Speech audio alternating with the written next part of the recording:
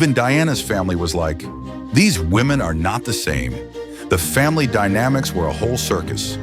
The motherhood moments. Now let's talk about motherhood, because both women revolutionized what it meant to be a royal mom, and the results were iconic. Diana was the first royal mom to break basically every parenting protocol in the book. Diana was often described as a devoted mother to her children, who are believed to be influenced by her personality and way of life. She took William and Harry on public transportation, to McDonald's, and to homeless shelters.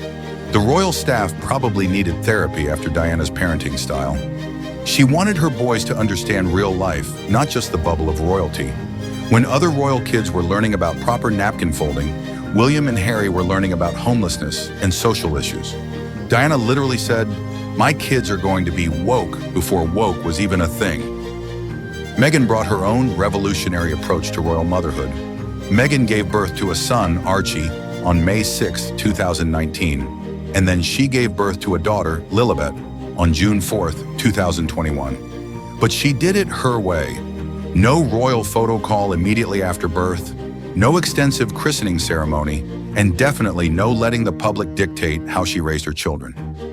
Both women understood that being a royal parent meant protecting their children from the madness while still teaching them empathy and real-world values. They weren't raising future royals.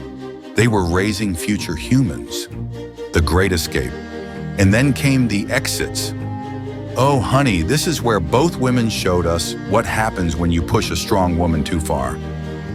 Diana's escape was gradual, but explosive.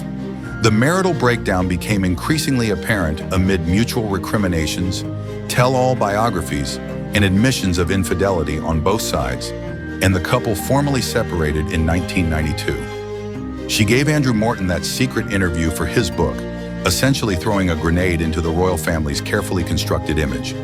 And then came that legendary panorama interview in 1995. Diana literally sat in front of the camera and spilled all the tea. She talked about Charles's affair, her mental health struggles, and her famous line about wanting to be queen of people's hearts. The royal family was shook. They probably had emergency meetings lasting weeks. Meghan and Harry's exit, even more dramatic. As announced in January 2020, the Duke and Duchess of Sussex have stepped back as working members of the royal family.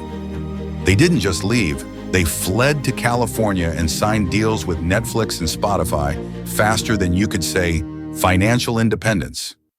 Morton noted, "Diana gave it 10 years before she rebelled and helped me on the book." Harry and Meghan headed for the exit door fairly rapidly. Prince Harry's made it perfectly clear that he found the royal world suffocating. Meghan and Harry basically said, "We're out," after less than 2 years of marriage. That's not an exit strategy, that's an evacuation. And then they did the Oprah interview. The royal family probably wished they could move to a different planet after that bombshell. Meghan revealed racism concerns, mental health struggles being ignored, and basically confirmed that the royal family's behind-the-scenes reality was as messy as we all suspected. The legacy battle. So what's the ultimate legacy of these two incredible women? Because honey, they both changed the game forever. Diana literally transformed what it meant to be royal. She is credited by at least one biographer with effectively modernizing the royal family and their relations with the British public.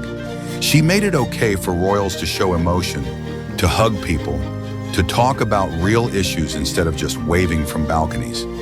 She is remembered as the people's princess because of her widespread popularity and global humanitarian efforts. Diana didn't just break royal protocol,